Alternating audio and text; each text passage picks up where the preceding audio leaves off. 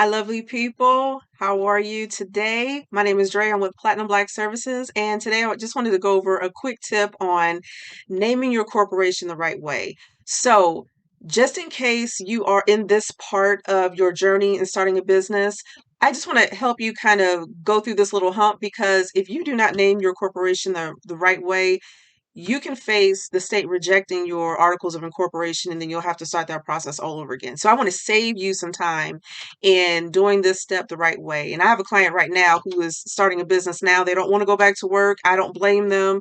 We've had a year home, working from home during COVID. And, the new norm is starting to set in where a lot of people just want to work for themselves. They don't want to go back to an office and work for an employee and punch a clock in. Who can blame them? I'm one of them. So let's jump right into it.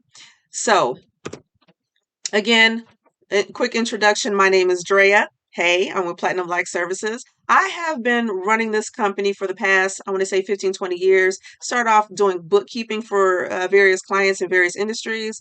And then I wanted to kind of help out people on a more larger scale in starting a business. That's my passion. That's what I like to do, including I've owned a couple of other businesses in the past.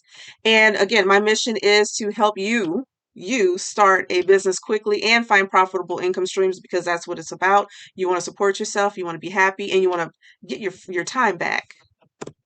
All right. So my goal today is to help you do three things. And that is to help you name your corporation appropriately according to the state regulations. Each state has its own rules and requirements to follow. To learn where to go online in order to see if your business name is available to use within your state. And last, how, to do a business name search within your state. Now, as we go on, I first want to stop and do a pause and go over kill some myths about starting a corporation because I'm pretty sure a lot of you have weighed the options of starting an LLC versus a corporation. And either one, to be honest, is great to do. My only thing is an LLC is basically considered a disregarded entity in the eyes of the federal government. It's not a bad thing, but there are just some tax advantages and things that you don't get to have as an LLC versus a corporation unless you started an LLC and claimed to be a corporation or to be treated and taxed as a corporation, which I don't know. To me, it sounds kind of silly. You might as well just go ahead and be a corporation. That's just my personal opinion. But again, there's no right or wrong reason, and it still works out in the end, depending on, what you do and what you choose. So the first myth killer is you don't need, you might think you need a lot of money, but you don't need a lot of money to start a corporation. Not at all. The key thing, though, to starting a corporation is you just got to be very organized, especially from the beginning. So you're going to have corporate documents like articles of incorporation, your bylaws, and shareholders agreements, things like that. You want to just be very, very organized with those. Those are so important for tax season, tax time. And, hopefully you're not audited, but in case you are, you want to have those forms on hand and in order. Your books, your bookkeeping, your financial statements. My suggestion, I strongly recommend soon as you open up a business checking account or savings account or both, also run to your store or go online on Amazon and buy QuickBooks because the first dollar that you deposit into your bank it needs to be recorded, and then going forward it needs to be maintained. You have to track every single dollar that goes in and out of your business, and you don't want to wait until the last minute to kind of scramble around and get things in order, but it's just essential to make sure that you have everything in order, and then of course collect all your statements and keep those filed away. The goal is, or the requirement is to keep things on file for 7 years, at least 7 years. And then receipts. And of course, that's where your tax deductions come in. You want to make sure that you're saving a receipt for any and every expense business related and that qualifies as a tax deduction for your business.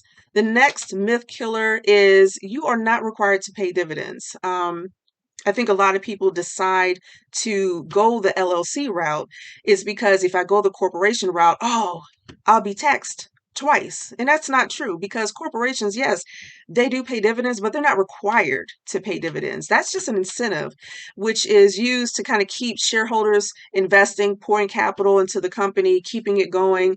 And by that time, if you're looking to pay dividends, by then you should have a really good CPA or CPA firm that's helping you through that process and knowing, how to be taxed and how to, get some benefits and kind of save you on that.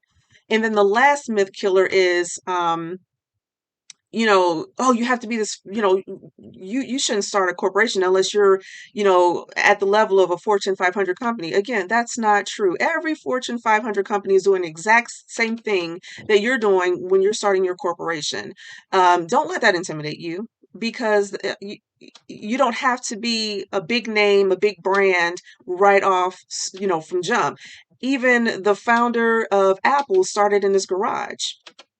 So you don't have to, be on the same level as the big boys. You just need to start.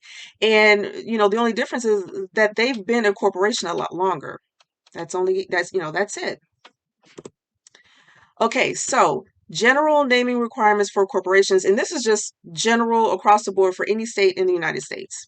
And that is you cannot use words that may mislead the public into thinking that the company that you're forming is formed other than for the purpose or the purpose listed or stated on your articles of incorporation. And there's about 4 rules to go over that goes into more detail about that. But just in general, you cannot start a business and list on your articles of incorporation that, hey, my business is like a professional commercial cleaning services.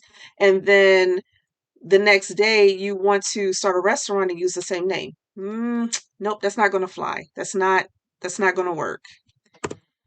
All right, so the first rule in naming your corporation, you cannot imply that your corporation is a government entity, financial institution, or any other agency regulated by law without authorization. I'm sorry. So there are restricted words in general that you cannot use, such as bank, savings. You cannot say that your corporation is a trust or insurance company, a credit union, cooperative, etc. You just have to, go and read the forms for filing out a business for your articles of incorporation, and it'll give you a list of names that are restricted. But this is pretty much the general rule. Unless you are authorized and given permission to claim that your business is or one of these things, you cannot use that and you will be denied. Your application will be denied. All right, rule number 2, you cannot imply that your business offers professional services, which requires appropriate licensing by the state. So restricted words like CPA, engineer, attorney, things like that. You cannot say that you offer professional services as a certified public accountant, engineer, attorney, so on and so forth, if you are not licensed. Point blank, period. You cannot do that. That's illegal. And third rule, and we're going to expand the third rule a little bit more, which is you must use words that are distinguishable and not the same as or deceptively similar from another business name. Okay, so basically there are just rules in place that say if someone has this name already registered, you cannot register under that same name or something similar or close to it, which will again confuse the public into thinking that you are a different company or something of that nature where it confuses the public and they don't know who is who. In the state as well. All right, so good example. You cannot use punctuation, contractions, or abbreviations. They do not distinguish one name from another. And we're going to go through 6 quick examples. As you can see, example number 1, night and day is not distinguishable from night and the symbol day. It's just not. Number 2, Hill Supermarket is not distinguishable from Hills with apostrophe S supermarket. Still very, very similar, very close. Number 3, play, kind of like an abbreviation, P.L.A.Y. Inc. is not distinguishable from just saying the word play, Inc. Number 4, barnstormers is not distinguishable, from barnstormers with barn-stormers. Same thing. The state will not approve that name for you. Number 5, do not stop ink is not distinguishable from don't stop ink. Again, we're using that contraction from do not to don't. They're not going to accept it. It looks too similar. And last, Mr. Coffee, where you're spelling Mr. Mister LLC, it's not distinguishable from Mr. if you use the abbreviation or the prefix Mr. Mr. Period coffee. Again, it's too similar. They're not going to allow that and let you form a corporation under that name. Okay, another example is the use of an article such as the, a, or an, or such as and, but, or does not distinguish the name from another, nor does changing the entity's designation. So the first one, the first example, the big company, is not distinguishable if you want to use a big company. See, you cannot interchange the with a. It's not acceptable. And then as far as the entity's designation, and we'll go into that a little bit more, where it says Barnstormers LTD, which is an abbreviation for limited, is not distinguishable from the Barnstormers company, or CO dot, which is an abbreviation for company. They will not allow you to register under that. All right, so what can be used to distinguish the name? So numbers. So numbers within a name can be used to distinguish one name from another if the number is formatted differently in each name, along with adding more letters. So following example, number 1, Roman Investments 2, which is of course the Roman numeral, II, or 2, is distinguishable from if you use Roman investments and then the number 2, and investments 2 if you spell out the word 2. So they look at that as, different enough, distinguishable enough to say, okay, we can have 2 or more companies be registered in the state, with that being the differentiator. And then number 2, a plumbing is distinguishable between AA plumbing. So you just add another letter. Again, another example with the third example is ABC is distinguishable from AABC, ABBC, ABCC, ABCD, and AABBCC. They're all distinguishable from one another, and the state will allow you to register under those names. And also, reversing words or using a variation of the spelling can also be used to distinguish one name from another. So first example, energy first. You flip those or reverse or flip those words around, it will be distinguishable from first energy.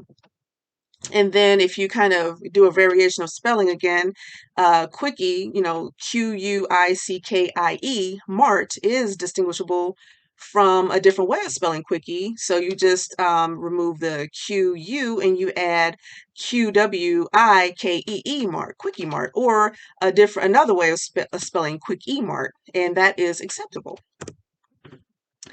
All right, we're still on rule number 3, and just to wrap that up, a foreign language. If you use a foreign language name, that will not conflict with the English translation. It usually does not. For example, la flor, meaning the flower, when translated into English, that's fine. So you have one language that says the floor as la flor, and it can be registered and acceptable within the state because it's not the exact same word or spelling as the flower.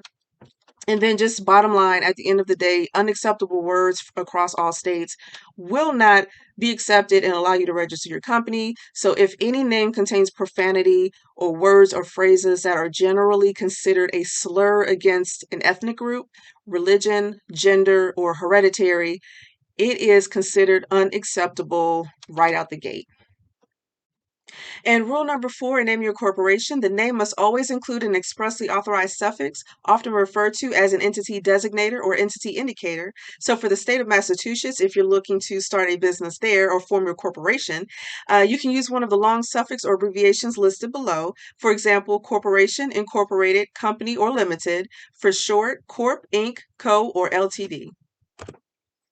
Now we're going to move on to the fun part and switch screens in a few seconds and go to a website to search for business name availability, which is the Massachusetts Secretary of State's website. There I'll show you how to do a name search to see if your business name will be available or not. All right, so now here is the fun part. So what I did was I went online and went to e-secretaryofstate.com, and this is a great website and reference to use when looking for by state, the Secretary of State website link, forms to start your business, and also what we're about to do here, which is do an entity search to see if your business name is available. So let's scroll down this list and find Massachusetts. Here we go. And we're going to click on entity search.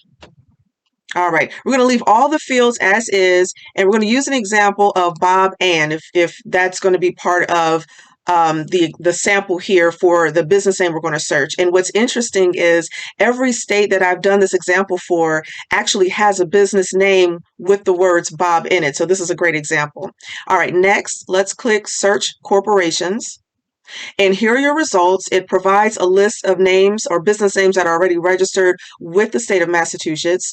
So just look through the list and just verify to see if there's anything that's similar or close to the name you want to use in case it's unavailable again.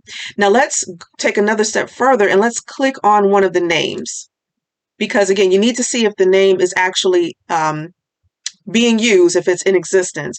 And how you can tell that is right here, this field, date of voluntary dissolution. So if there's any indication within the detail of that business name record, you'll see if the business has been dissolved or expired or terminated, and it provides a date. Now let's go back and look at a different business name. Let's go to Bob and Cab Inc.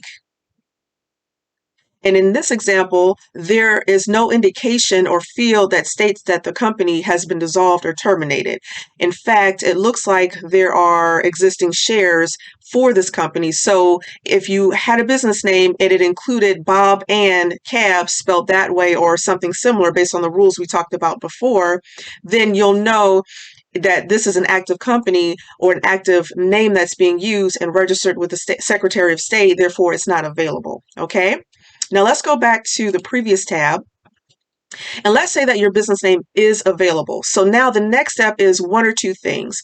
One, you can either reserve the name, and it's an application and a fee, of course, that you'll submit to the Secretary of State of Massachusetts, and they will register the name and save it for you. They'll reserve it for you, which means that you have rights to that name for a specific period of time. And it's typically somewhere between 90 and 120 days. So you'll have to verify that with the rules of the application of how long they will keep that name for you until you're ready to file the articles of incorporation. Now, the second option is to bypass reserving the name and go ahead and file the articles of incorporation so that you can establish the business and be registered with the state. I'll show you where to find those files next. So we're going to come back here to Massachusetts and click on the link Forms. All right. So now under Corporation section, we have two options to file either a name, to reserve the name or to file the articles of incorporation. And that is domestic profit or foreign. So there is a thing called a domestic corporation and a foreign corporation, and I'll break down the two. So basically, a domestic corporation is where you reside or the business has a primary address or location within the state of Massachusetts. So you're considered a domestic corporation that you're forming. For foreign corporation, that means you have already or initially established a residency or a location primary address for the business outside of the state of Massachusetts, but you're looking to also establish a presence or a business location within Massachusetts. So again, initially you might have started the business somewhere like in California, New York, Georgia, but now you are looking to establish a presence or a location for the corporation within Massachusetts. So therefore you are a foreign corporation.